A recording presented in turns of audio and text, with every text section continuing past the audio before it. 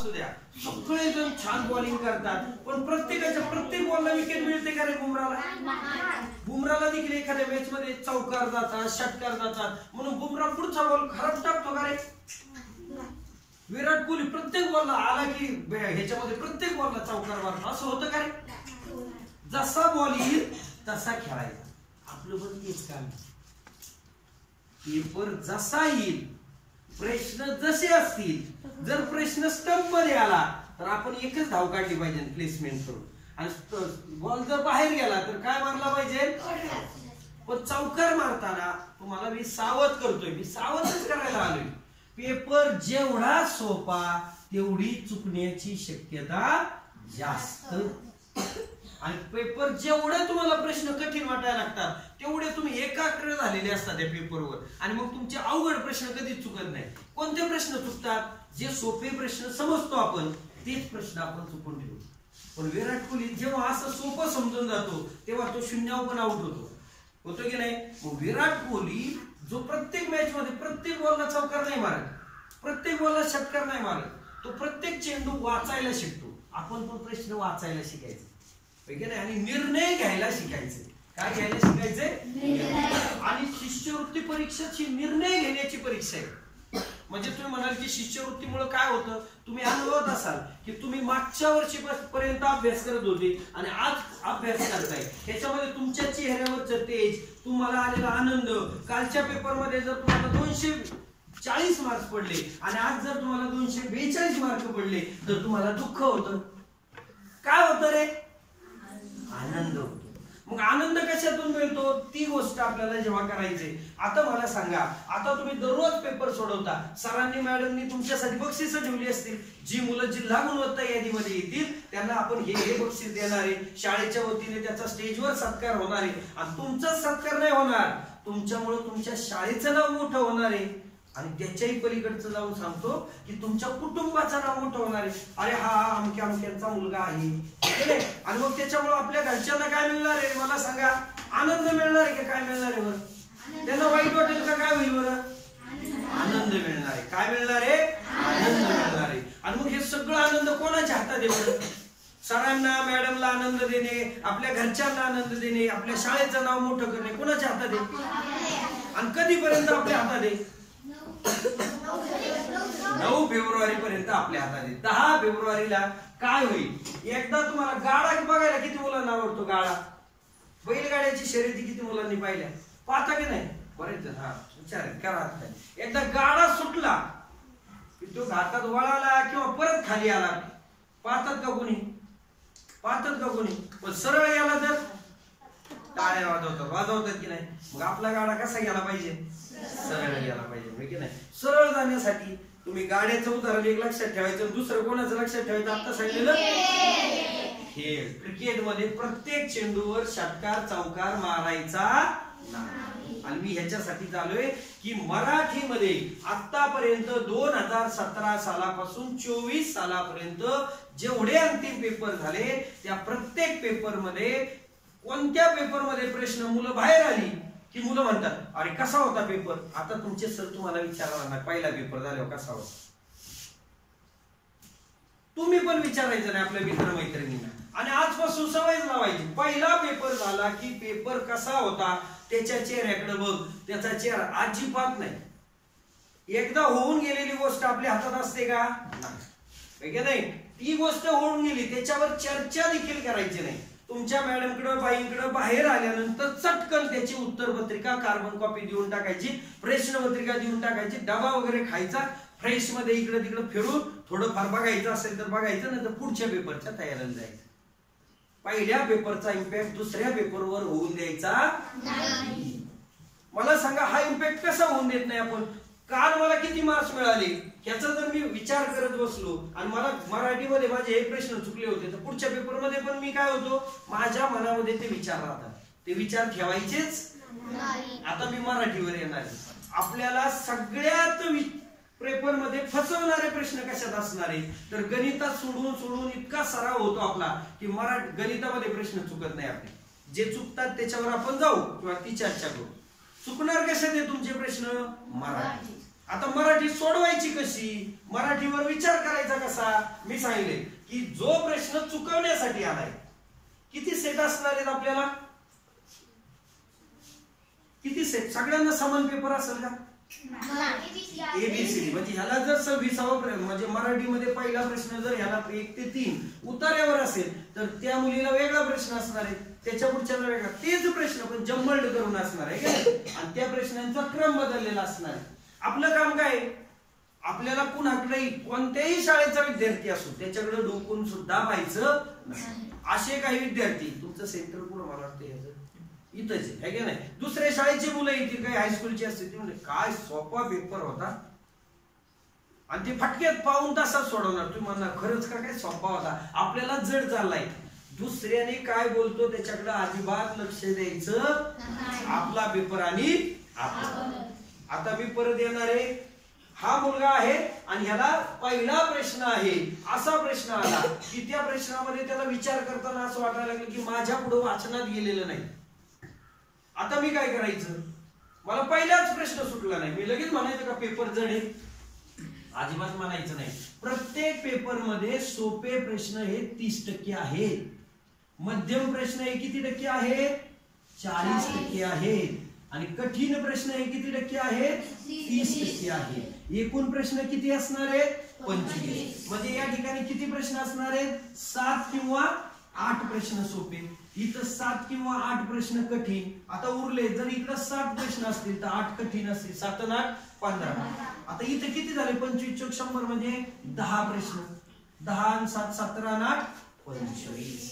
मग आपल्याला काय करायचं रे, दररोज तुम्ही पेपर सोडवताय, तुम्ही अचूक वेदचा पेपर सोडवताय, तुम्ही नवनीतचा पेपर सोडवताय, तुम्ही शब्द तरंगाचा पेपर सोडवताय, तुम्ही यशोदीपचा पेपर सोडवताय, तुम्ही टॉपरचे काही पेपर सोडवले, त्याच्यानंतर तुम्ही आणखी कोणते सोडवले, अक्षर बरोबर. दररोज वेगवेगळे पेपर तुम्ही सोडवतात की नाही. मग हे पेपर सोडवत असताना आपल्याला हे नक्की कळालं असेल की यातला सोपा चेंडू खेळायला कोणता आहे, मध्यम कोणता आहे, 2 रन निघतील, आणि कठीण म्हणजे ज्याच्यावर आपल्याला निर्धाव गेला तरी चालेल पण विकेट जाता कामा नाही. मग ह्या मुलाला पहिला प्रश्न कठीण आलाय, त्या मुलाने लगेच म्हणायचं का आता माझं कसं होणार, मी ह्याच्यासाठी आलोय. आपल्याला परीक्षेमध्ये 7 किंवा 8 प्रश्न कठीण आहेत, 7ही असतील 8ही असतील. मग आता ह्यामधले कठीण प्रश्न ओळखायला आपल्याला शिकायचं, दररोज पेपर सोडवतो त्याच्यामध्ये बदल करायला शिकायचं की माझे या प्रकारचे प्रश्न चुकतात, म्हणजे हा प्रश्न कठीण आहे, सोपा आणि मध्यम कुणीही चुकून द्यायचं नाही. म्हणजे 10 अधिक 8 असं समजू, 18. किती गुण मिळाले, 18 दुने 36 गुण माझ्या खिशामध्ये पडले. म्हणजे प्रत्येकाला ज्याला शिष्यवृत्तीला यायचंय त्यांनी या सोप्यातलं आणि मध्यम मधले प्रश्न चुकवायचे नाही. म्हणजे मी सांगितलं मुलांच्या चुका कुठं होतात, ज्याला राज्य द्यायचंय, जिल्ह्यात द्यायचंय, तो चूक कुठं करणार आहे, कठीण बरोबर सोडवतो, चुकवतो कुठं, सोपे चुकवतो. आता कठीण प्रश्न असं समजू आपण 7 प्रश्न कठीण आहे, 7 गुणे किती गुण आहेत, 14. आता हे 14 गुण आपण थोड्या वेळ बाजूला ठेवूया. गणित मध्ये देखील असंच असणार आहे, 50 प्रश्न आहेत, 50 पैकी 30 म्हणजे किती प्रश्न झाले सोपे, 15. बरोबर आहे की नाही. त्यानंतर कठीण किती झाले, 15, 30 आणि 20 प्रश्न कसे झाले, सोपे. किती प्रश्न सोपे मध्यम झाले बघा बरं, 35 गुणे किती झाले रे, 70 आणि ह्याची बेरीज केली किती आली. आता पेपर 1 ला 106 गुण मिळाले आपल्याला, पेपर 2 ला किती मिळाले, 106. किती झाले बरं, 212 झाले ना. आता आपल्याला किती गुणांच्या वर काम करायचंय, या वर्षीचं मेरिट आपण धरून चालायचं. मागच्या वर्षी 236 होतं, त्याच्या आधीच्या वर्षी 236 का अशाच पद्धती म्हणजे 240 गुण आहे असं धरूया. 240 मेरिट लागणार आहे, आपण मनातच ठेवून चालायचं. उद्या ते 230 लागू द्या, ते कसं लागणार काय लागणार ते पण मी सांगेन. आता किती गुण कमी वाटतात आपल्याला अजून, किती विषयात मिळून मिळवायचे, पेपर 1 आणि पेपर 2. म्हणजे किती प्रश्न बरोबर आणावे लागतील, म्हणजे पेपर 1 मध्ये 7, पेपर 2 मध्ये 7. हे वर्गीकरण मी फक्त कशाचं सांगितलं होतं, असंच गणिताचं मी काढून इथं लिहिलेले. म्हणजे आता मराठीमध्ये गणित मध्ये तुम्हाला एक अंदाज आलेला आहे, याच्यातले जे उरलेले 15 प्रश्न आहेत आणि याच्यात उरलेले जे 7 प्रश्न आहेत यातले देखील 2-3 प्रश्न तुम्ही सोडवू शकता. पण ते कधी सोडवायचे, काय करायचंय? मला पहिलाही प्रश्न सुटला नाही तरी मी घाबरता कामा नये. मी माझा पेपर सोडवतोय तर तसाच सोडवत जायचंय. तो प्रश्न जर मी एवढे 70, 80, 100 पेपर सोडवलेत आणि मला कठीण जातोय म्हणजे महाराष्ट्रातल्या प्रत्येक मुलाला तो कठीण जाणार हे आपण ठरवायचं. आपण लगेच नाही म्हणायचो अरे पहिलाच पेपर प्रश्न सुटला नाही, पेपर कठीण. पेपर कठीणच नाही. पेपर मध्ये 7 किंवा 8च मराठीचे प्रश्न कठीण आहेत आणि गणितचे 15 प्रश्न कठीण आहेत. कठीण म्हणजे काय? वेगळ्या प्रकारे विचारलेले असणार. येतं डोक्यामध्ये. मग ही आपल्याला ओळखायला किती मुलांना येईल? मग एकही सुटला नाही, 1 नंबरचा सुटला नाही, 2 नंबरचा सुटला नाही, गडबडायचं कारण आहे का? असं समजायचं की माझ्या सेटमध्ये त्या 7 पैकी 3 प्रश्न सलग कठीण आले, मी 3ही प्रश्न स्किप करणार. स्किप करणार म्हणजे मी सोडवायचे नाही. मी प्रयत्न फक्त 1 मिनिट आणि 12 सेकंदापर्यंतच करणार. प्रत्येक प्रश्न सोडवताना पहिला मराठीचा प्रश्न आहे, मला मी विचार केला प्रश्न शेवटपर्यंत वाचला. प्रश्न होकारात्मक आहे की नकारात्मक आहे? होकारात्मक ही नकारात्मक आहे म्हणजे काय केलं? मी वाचन करत असताना मला असं विचारलं की खालीलपैकी समानार्थी शब्दांची जोडी नसलेला पर्याय कोणता? मला इतकी गडबड असते ना, मला वाटतं आता पेपर हातात आलाय, हे सगळं बघितलेलं आहे, फार सोपं आहे. मी पहिलीच जोडी काळी करून टाकतो. मी प्रश्न वाचलेला नसतो, शेवटला शब्द असतो नसलेला शब्द. म्हणजे 3 जोड्या काय असतात? बरोबर. आणि 1 जोडी काय असते? चुकलेली जोडी. बरोबर पर्याय या ठिकाणी 1, 2, 3 आणि किती नंबरला नेऊन ठेवलेली असते? म्हणून आपण दररोजचा पेपर सोडवताना आपलं सगळ्यात महत्वाचं काम, आपण प्रश्न शेवटपर्यंत वाचायचा. प्रश्न होकारात्मक की नकारात्मक हे बघायचं, त्याचे 4ही पर्याय बघायचे आणि मग अचूक उत्तर नोंदवायचं. त्यासाठी आपल्याला वेळ आहे 1 मिनिट आणि 12 सेकंद. मराठीचे असे बरेचसे प्रश्न असतात की काही सेकंदामध्ये तुम्ही 30 सेकंद 20 सेकंदात पुढे पुढे जाणार असतात. जो वेळ तुमचा वाचणार आहे, सेव्ह होणार आहे, तो कुठं वापरायचा? आपल्याला गणित साठी वापरायचा. बरोबर आहे. आता काय झालं, ह्या मुलीचे ही म्हटली की माझे 17, 18 मला सुटला नाही, मला असं मी सोडून दिलं, मी स्किप केले म्हणजे मी 1 मिनिट आणि 12 सेकंदापेक्षा जास्त त्या प्रश्नावर रेंगाळायचं नाही.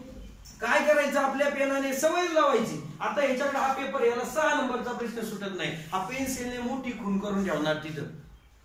आता ही खून का करायची हे पण मी सांगतो. आपले हे आत्ताचे पेपर 6 पानी. किती पानी आहेत? पाठपोट 6. शेवटचा पेपर आपला 32 पानाचा असणार आहे. आता तुम्हाला प्रश्न उत्तर पत्रिकेत कुठेही गोल सोडून काही करायचं नाही, सही आणि गोल बस. बरोबर आहे. तिथं खुणा करता येणार आहे का? कुठं खुणा करणार आहे तुम्ही सगळ्या? आता तुम्हाला सर खून का करायची? उद्या तुम्ही उत्तर पत्रिकेत बघायला लागले की बारीक बघावं लागतं माझा कोणता प्रश्न राहिला. त्याच्यापेक्षा काय उचकायची? फटाफटा प्रश्न त्याच्यावर खूनच मोठी करून ठेवायची. अंतिम परीक्षेला कच्चं काम देखील कशावर करायचं? प्रश्न पत्रिकेवर. शेवटचे 8 दिवस सर आणि मॅडम किती पेपर खराब होतात याचा विचार करणार नाही. ते कच्चं काम त्या पेपरवरच करायचं, त्या आकृतीवरच द्यायची. 1, 2, 3, 4 नंबर इकडच द्यायची. आपला वेळ वाचवायचा. जेवढा वेळ वाचल, जेवढी सवय लागेल, तेवढा तुमच्या वेळेची काय होणार आहे? बचत होणार आहे. बरोबर आहे. आता मी सांगत होतो स्किप करायचं, किती मुलांच्या डोक्यात आलं का? म्हणायचं पेपर जड आहे. अजिबात समजायचं नाही, पेपर कधीच जड नसतो. पेपर मध्ये फक्त 30% प्रश्न कठीण असतात. आता कठीण असतात म्हणजे काय असतं? मी उदाहरणार्थ एक प्रश्न विचारतो, चालेल? विचारायचा प्रश्न. आता प्रश्न विचारत असताना मी गणितचा प्रश्न विचारतो. बघा, एक प्रश्न असा विचारला मी, 1,500 मधून किती कमी करावे म्हणजे उत्तर पाऊणशे येईल? हा, 1,500 मधून किती कमी करावे म्हणजे उत्तर पाऊणशे येईल. हा माझा सरळ प्रश्न आहे. बघा, आहे का नाही? 1,500 मधून किती कमी करावे म्हणजे उत्तर पाऊणशे येईल. आता तुम्ही हात वर केले. आता मला हेच सांगायचंय, अजिबात गणितामध्ये आणि बुद्धिमत्तेमध्ये मनातल्या मनात काही करायचं नाही. आपली वही काढायची, चटकन मांडायचं आणि पुढच्या कामाला लागायचं. जेवढं सोपं तेवढी चुकवायची क्षमता. आपलं काम काय आहे? वही काढायची. किती मुलांनी काढली? आता बऱ्याच जणांना सोपं गेलं. कोण सांगेल मला उत्तर किती आलं? 1,500 मधून किती कमी करावेत म्हणजे उत्तर पाऊणशे येईल, आहे का नाही? सांग रे दादा. 1425 हा झाला सोपा प्रश्न. आता माझा पर्याय पण असे असणार, मी इथं देणार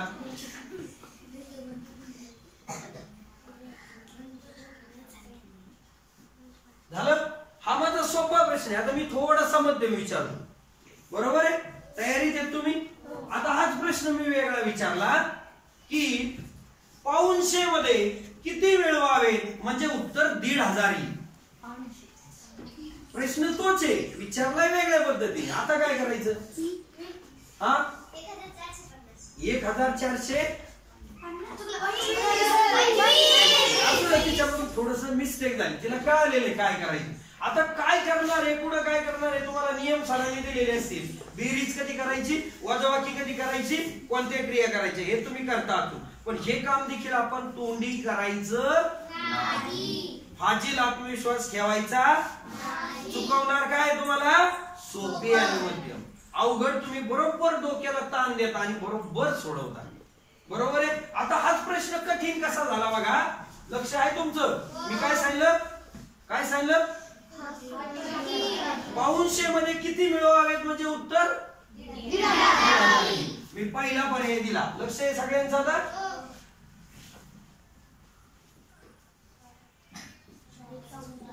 मनातल्या मनात दुसऱ्याला सांगायचं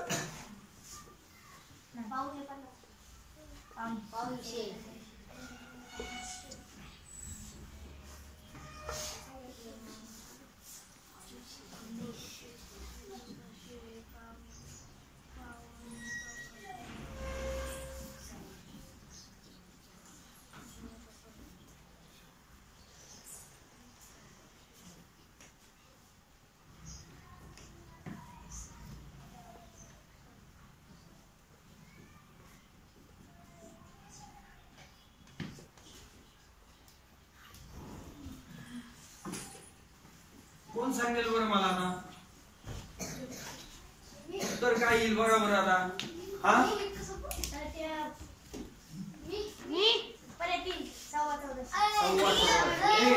मी काय सांगितलं? हसायचं नाही, आपल्या मित्राला मैत्रिणीला हसायचं नाही. मी सांगितले प्रश्न तोच आहे, माणूस तोच आहे, फक्त वेगळे. हा सर्व पर्याय बरोबर. किती जणांचं आहे सर्व पर्याय बरोबर? मी आताच सांगितलं तुम्हाला, मी एकच मंत्र सांगितलंय, प्रामाणिकपणा फार महत्वाचा. आम्हाला तुमच्या मनात लगेच कळतं बरं का. तुमचे चेहरे पाहिले तर कोण खोटा बोलतोय कोण खरा बोलतोय सांगू शकतो. करा हात खाली. बघा ज्यांच्याकडे प्रामाणिकपणा आहे आपल्याला हेच काम करायचंय. परीक्षेला मला इतकं अरे काय प्रश्न चाललाय, हे तर माझे फार झाले होते. पाऊणशे मध्ये किती मिळवावेत म्हणजे उत्तर 1500. म्हणजे मला दोन गोष्टी कळाल्या. पाऊणशे लेता आला पाहिजे, 1500 लेता आला पाहिजे, त्यांची वजाबाकी करता आली पाहिजे. ती वजाबाकी 1425 दिसायला हाताशी लगेच 1425. तो मुलगा जसा काळा करतो तसे त्याचे प्रश्न कसा असतो? आणि हा सोप्यातला कठीण प्रश्न असतो. म्हणजे हा घटक सोपा संख्याज्ञान. प्रत्येक घटकावर सोपे मध्यम कठीण प्रश्न असणार आहे. तुम्हाला असं वाटतं की मला अपूर्णांकामध्ये प्रश्न चुकतात, अपूर्णांक हा घटक कठीण अजिबात नाही. तुमच्या संख्या ज्ञानावर पण सोपे मध्यम कठीण, संख्यावरील क्रियेवर पण सोपे मध्यम कठीण, प्रत्येक घटकावर सोपे मध्यम कठीण असे प्रश्न असणार. त्यामुळे तो आत्मविश्वास ठेवायचा. प्रत्येक घटकावर होणार. आलं लक्षामध्ये? आता हे सोपं आहे का अवघड आहे? हेच काम आपल्याला स्कॉलरशिप मध्ये करायचं. तुम्हाला प्रत्येक पेपर मध्ये असेच प्रश्न असतात. प्रश्न कधीच अवघड नसतात. बरोबर आहे की नाही? आता काय केलेलं असतं बघा, मराठी मधलं मी सांगत असताना की तुम्ही वाचन करताय. काय करता तुम्ही? वाचन करताना सरांनी मॅडमनी तुमचं पहिलीपासूनची पुस्तक वाचन करायला सुरुवात केलेली असेल. तिसरीची वाचली असेल, मराठी इंग्रजी वाचलेत की नाही रे? मग त्याच्यामध्ये वाचल्यानंतर त्याच्यातलीच विरामचिन्ह, मग विरामचिन्ह आपण वाक्य वाचत आहोत. गुरुजी म्हणाले उद्या सर्वांनी लवकर शाळेत यावे. या वाक्यात किती विरामचिन्ह द्यायची आहे? बघा आपल्याला आपल्या समोर वाक्य आहे. तर मी तोंडी सांगितले त्यामुळे थोड्याफार अडचणी तुम्हाला वाटतील. हा सांग रे दादा. दोन. कोणती कोणती? मी लिहू का फळ्यावर? मी एक उदाहरण, हे काय उदाहरण परीक्षेला येणार असं नाही, तुम्हाला निर्णय घ्यायचा आहे, निर्णय तुम्ही घेणार आहात. हा 3. अजून गुरुजी म्हणाले उद्या सर्वांनी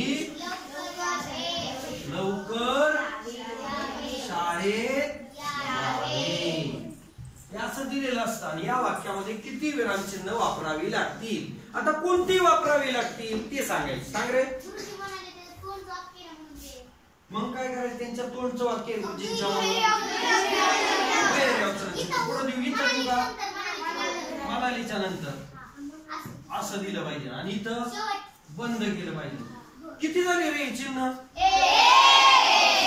किती झाली? आता म्हणजे परफेक्शन मध्ये. पुढे अजून काय करायचंय? हा सांग बाई तू.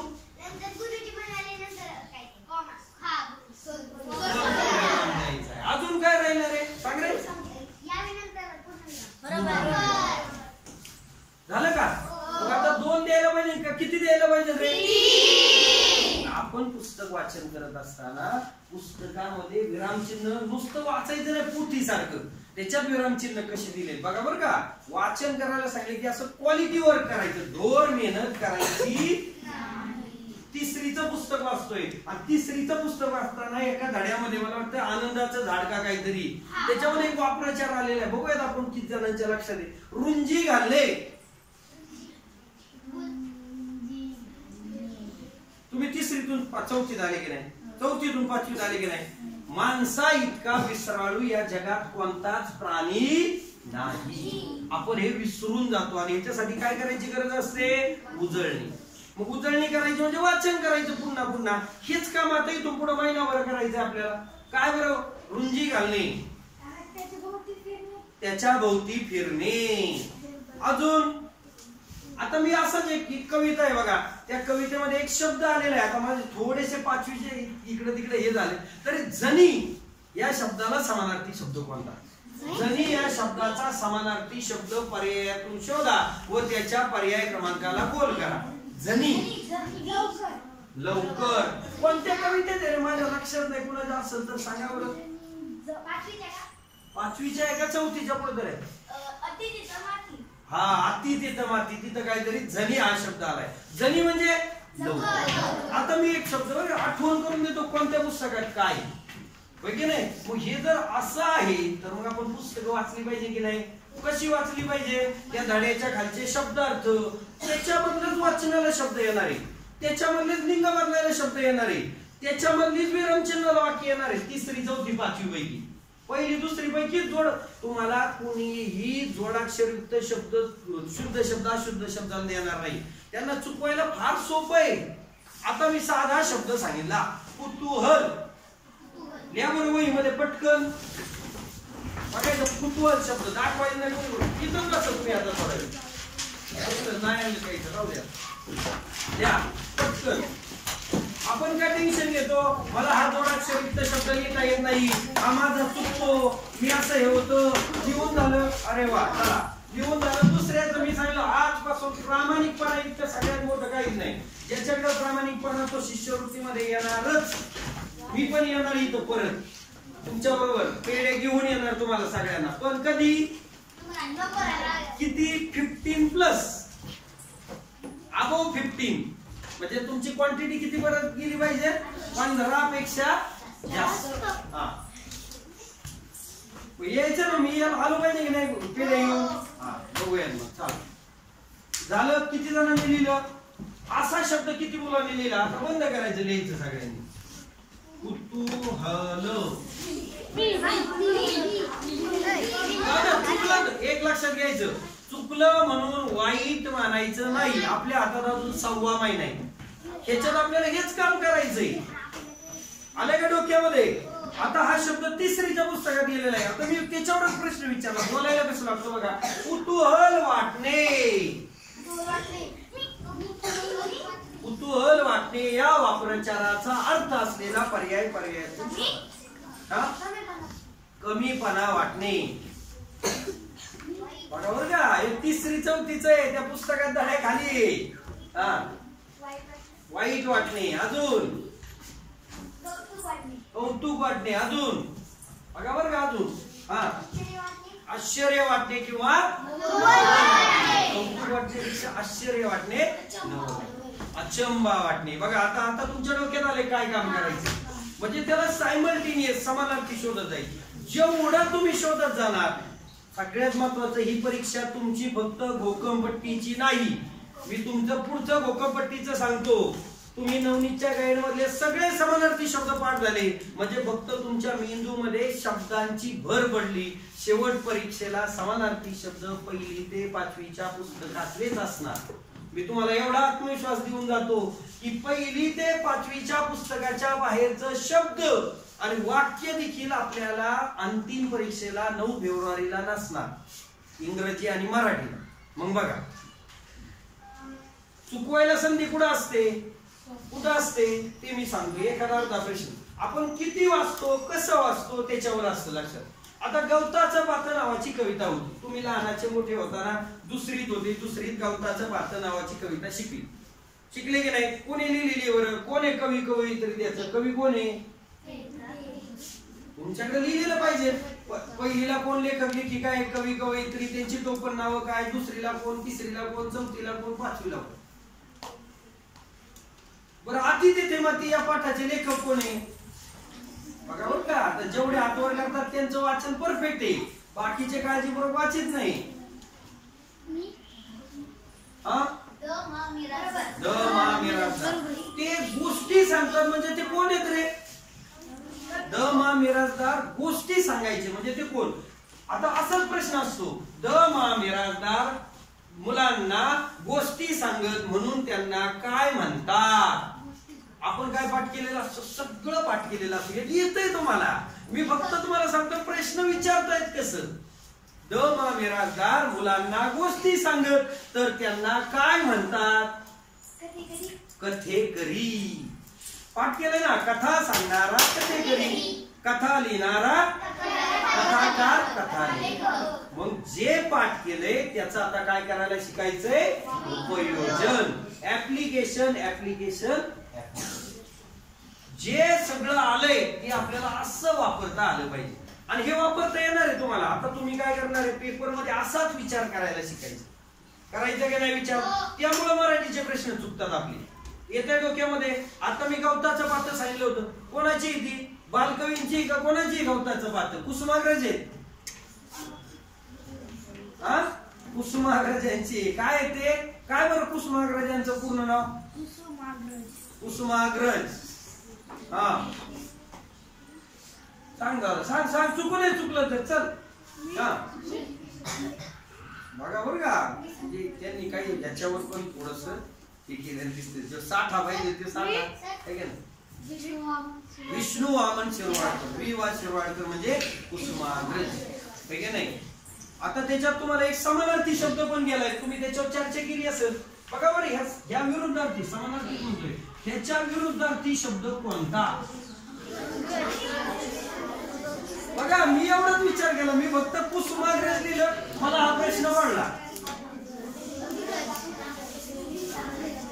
हा, तुला शब्द लक्षात आलाय, काय सांगायचं ते कळालं, पण विरुद्धार्थी शब्द सांगायचा. बघा बरोबर आहे, तुम्ही विचार करताय, तुमचं पाठ आहे. हा, अग्रज आधी जन्मलेला म्हणजे तो समानार्थी झाला ना. आता त्याच्या विरुद्धी नंतर जन्मलेला म्हणजे धाकटा म्हणजेच काय म्हणायचं? Anuj.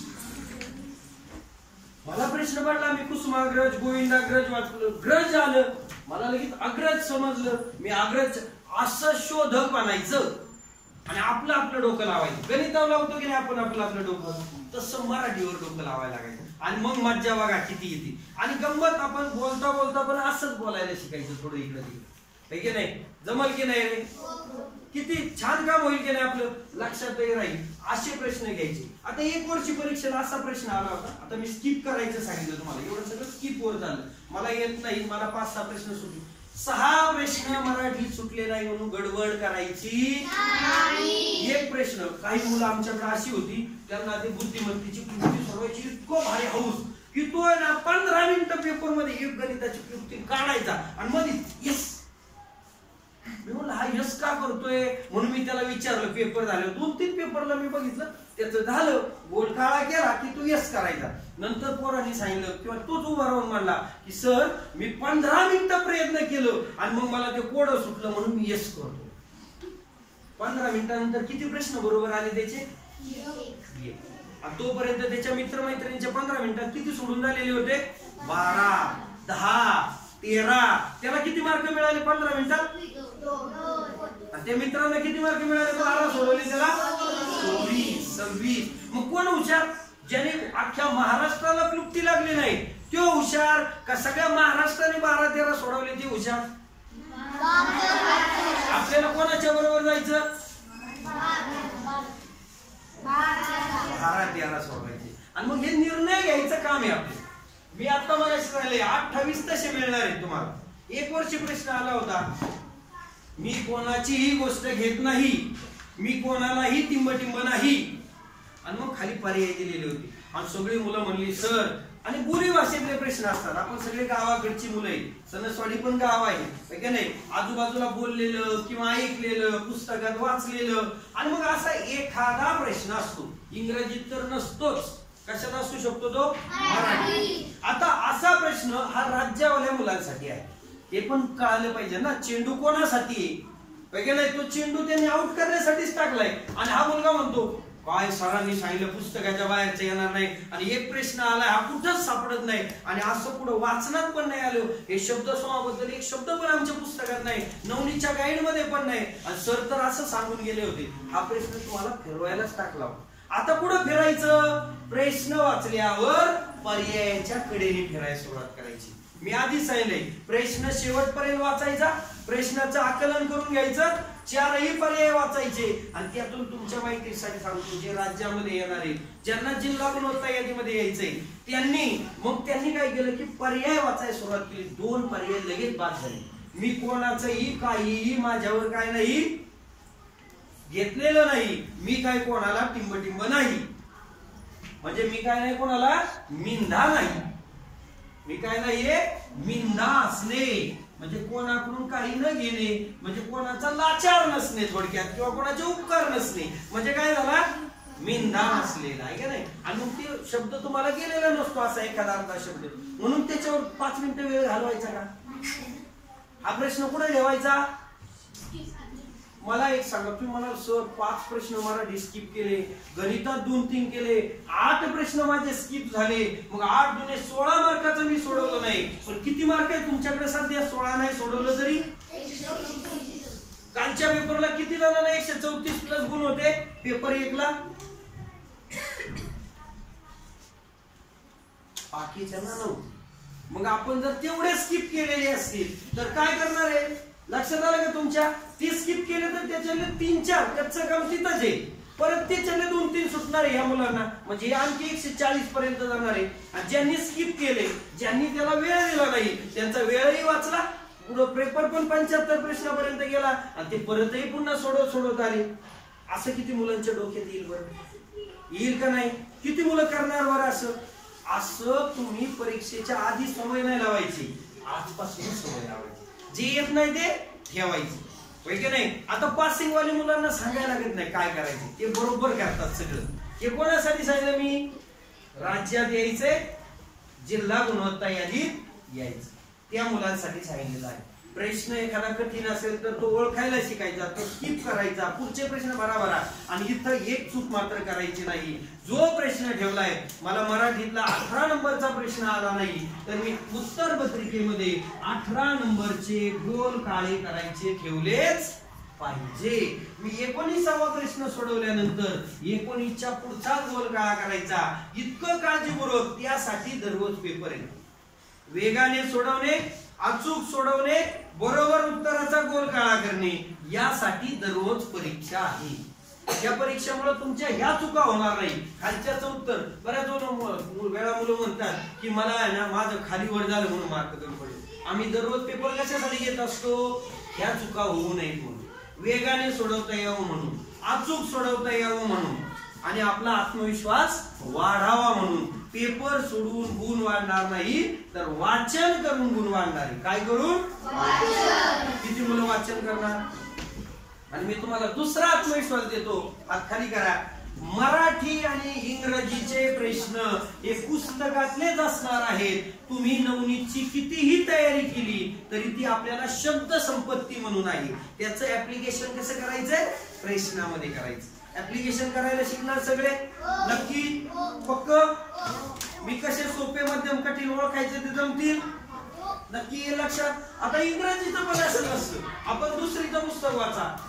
There are so many childrens are playing on the playground असं आपण म्हणलं आणि मग तिथं म्हणलं Soham is playing dot dot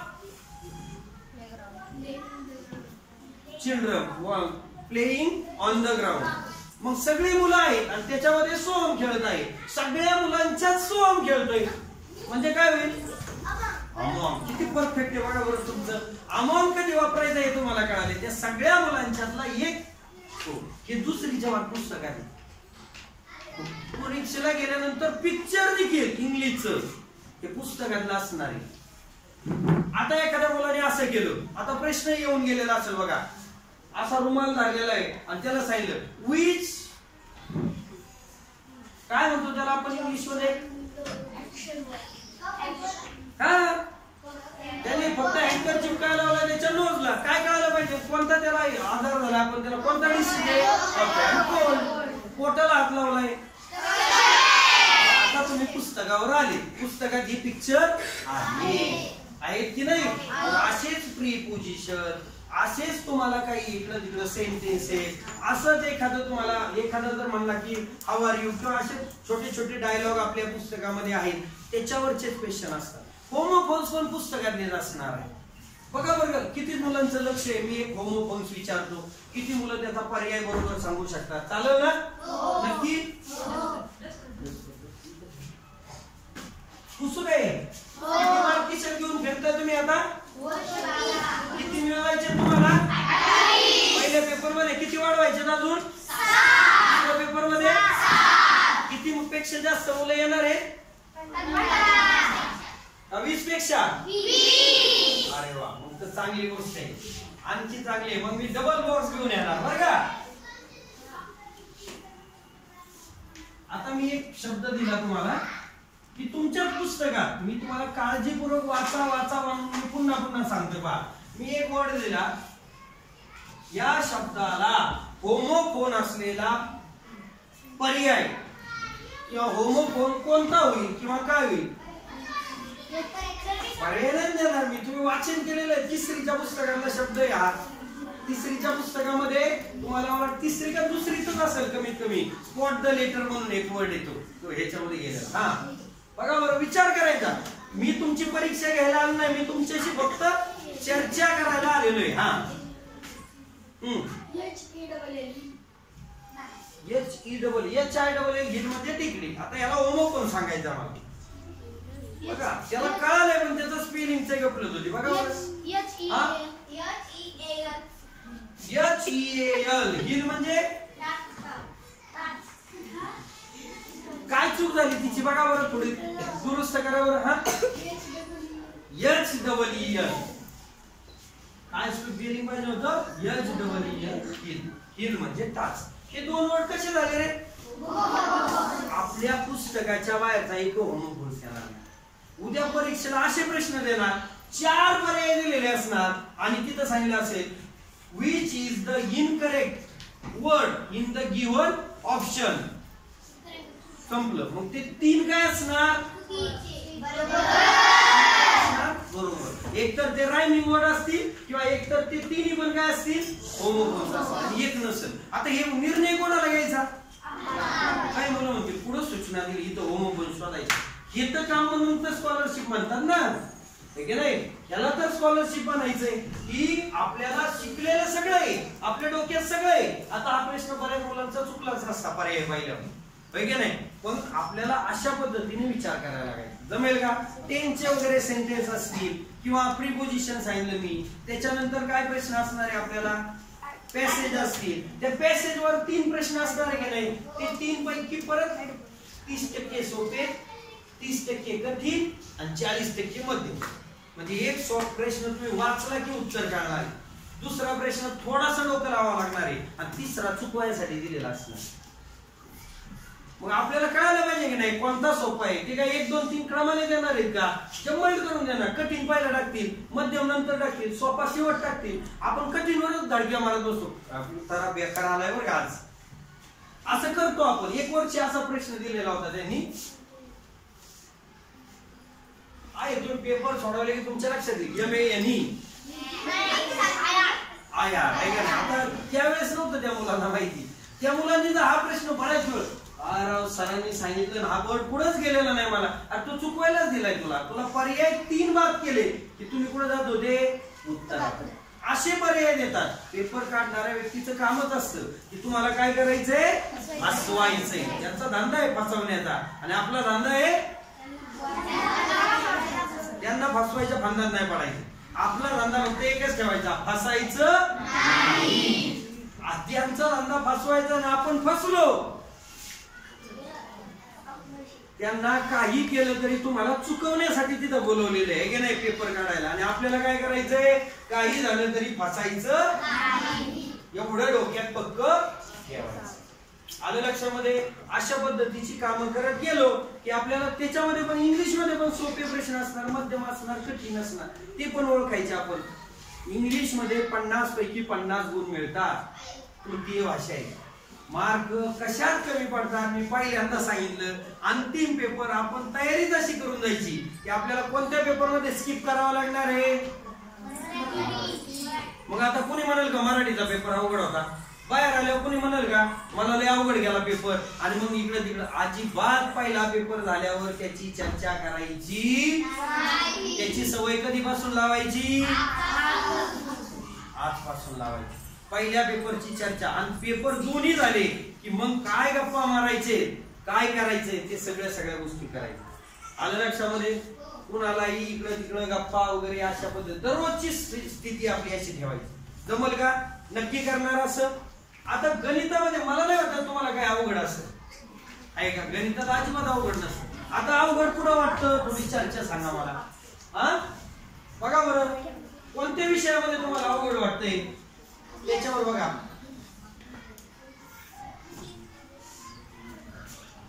म्हणजे मराठीचं मी आता तुम्हाला सांगितलंय पुस्तकं वाचायचे. पुस्तकामधले प्रश्न नीट बघायचे. आणि 2-2 पर्याय मराठीसाठी लगेच बाजूला जात असतात. 2 वरच काम करायचं असतं. किंवा ते 4ही वाचल्याशिवाय उत्तर नोंदवायचं नसतं. आणखी दुसरं एक सांगतो. उत्तराचे प्रश्न सोडवताना तुम्ही आधी प्रश्न वाचत असाल, पर्याय वाचत असाल आणि मग हे वाचत असाल उत्तरा. म्हणजे तुमचं एक वाचन वाचत असेल म्हणजे वेळ पण वाचायला मदत होते की नाही. असंही काम करत असतात. कवितेमध्ये कधी कधी सांगितलं जातं एखादा शब्द देतात आई आणि आई शब्दाला समानार्थी आलेले पर्याय शोधा. किती शब्द आलेले आहेत. आता थोडा कठीण गेलाय. एकही शब्द हुकला नाही पाहिजे त्यातला. म्हणजे आपण वळण व्यवस्थित वाचली पाहिजे. म्हणजे हे कळालं पाहिजे हे कठीण केलेलं आहे चुकण्यासाठी दिलेलं आहे ते असं ओळखायला शिकायचं. बरोबर आहे. नक्की व्याकरणाचं वगैरे प्रश्न असतील त्याच्यामध्ये ते तशा पद्धतीने सरांनी तुम्हाला आता 6वीच्या पद्धतीने थोडे सर्वनाम पण पुढचे सांगितले असतील, नाम पण पुढचे सांगितले असतील. त्या पद्धतीने टॉपर मुलांनी विचार करायचा. मीडियम मुलांनी कसल्याही परिस्थितीत 240 क्रॉस करून पुढे जायचंय एवढं टार्गेट ठेवायचं. आता जाऊयात आपण बुद्धिमत्तेवर. बुद्धिमत्तेत तुम्हाला जड वाटतं तेवढ्यावर चर्चा करू आपण. चला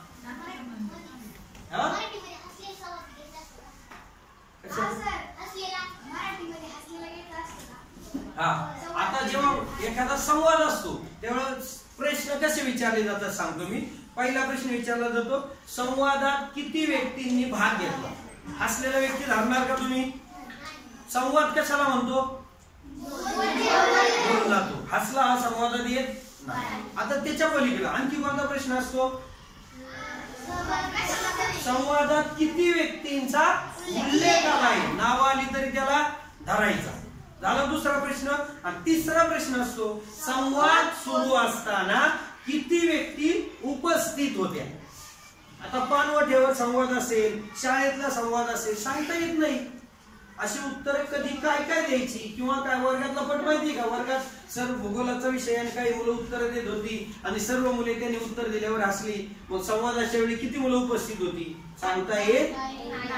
अशी प्रश्न म्हणजे 3 प्रकारचे असते. याच्या पलीकडे काय असतं का. अजून काय बरं बघा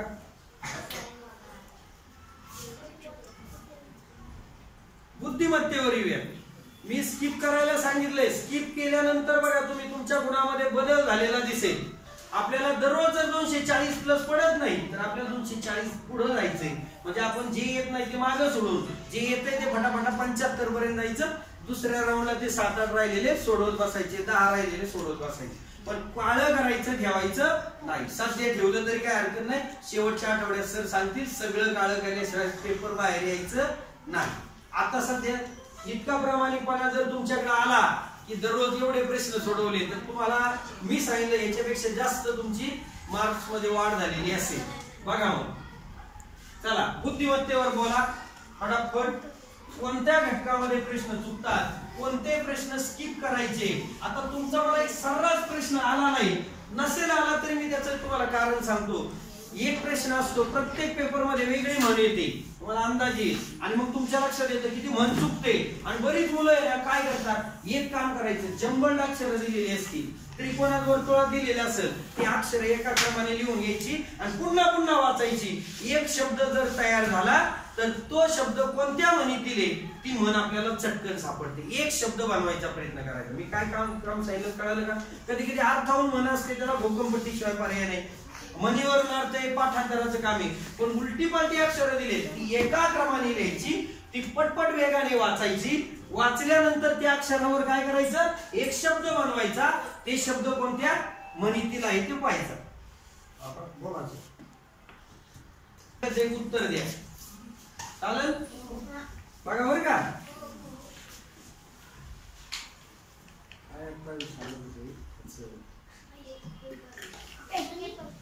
हा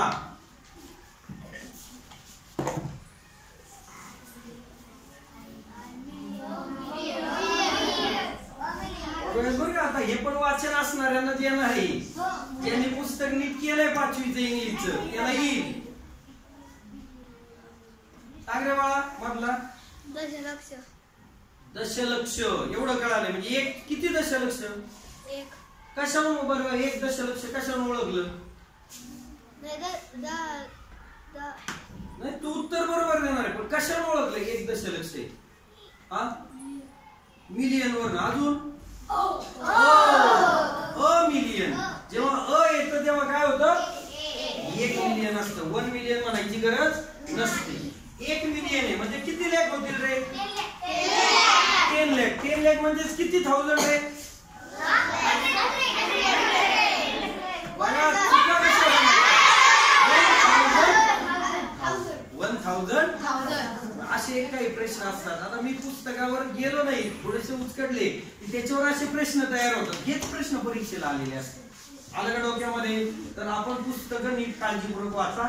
बुद्धिमत्तेवर जाऊयात आपण. बुद्धिमत्ते ज्या घटकावर तुम्हाला जड जातं, आता म्हणीचं सांगत होतो मी, त्या म्हणीमध्ये काय होतं, एक म्हण सोडवल्यावर फक्त आमच्या यस करणाऱ्या पोराच्या बरोबर जायचं नाही. 10 मिनिटं एक म्हण बनवायला वेळ घालवायचा नाही. किती वेळ सोडवायची म्हण? सांगायचं माझ्याकडं 1 मिनिट आणि 12 सेकंद आहे. जर आली नाही तर म्हण स्किप, पुढचा पेपर सोडून घ्यायचा. गणित सहज आणि शेवटला उरल्यावर तिथं यायचे. अजिबात 4 मिनिटं 3 मिनिटं प्रश्नांना घालवायचे नाही. किती मुलांच्या डोक्यात राहील. आणि त्याचं कच्चं काम तिथंच केलेलं आहे. परत तिथं आले की ते कच्चं कामाच्या पुढचं कच्चं काम करायचं, ते डबल करायचं. म्हणीचा प्रश्न आतापर्यंत मी 2-4 वर्ष पाहतोय राज्यात पहिल्या येणाऱ्या मुलाला देखील 298 गुण मिळालेले नाही. मग मन चुकली म्हणजे 298 सोडून दिली आपण. 298 पैकी मार्क मिळवायचे आपल्याला. असे काही प्रश्न आपण किती वेळ सोडवायचे. कधी कधी मन किंवा कोणतंही कोड हे चटकन सुटून जातं, म्हणजे लगेचच्या लगेच त्याची उत्तरं येतात. आणि काही प्रश्न आपल्याला, आपला एखादा सामान्य मुलगा असतो आपल्यापेक्षा, त्याला पण पटकन उत्तर आलेलं असतं, आपल्याला येत नाही. म्हणजे आपण हुशार नाही असं होत नाही. बऱ्याच वेळा बऱ्याच मुलांच्या मनामध्ये ही शंका असते, हा बुद्धिमत्तेत हुशार आहे. अजिबात असं काही नसतं.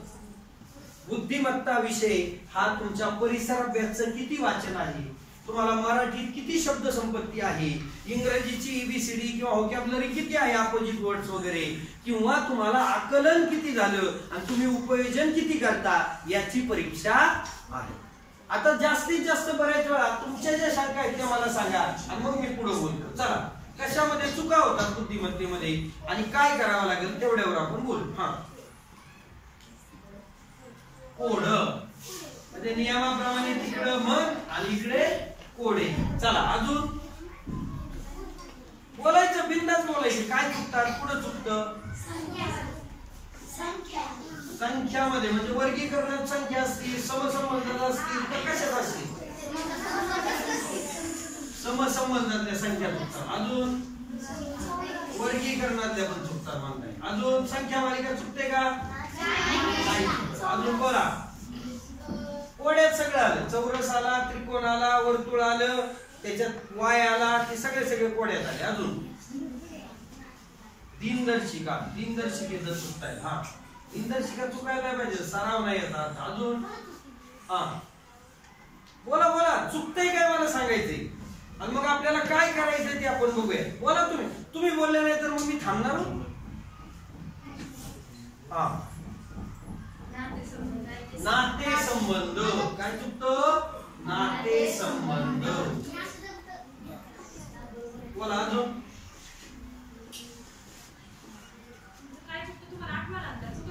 आता मला एक सांगा की आता तुम्ही पेपर सोडवले, यशोदीप मध्ये 90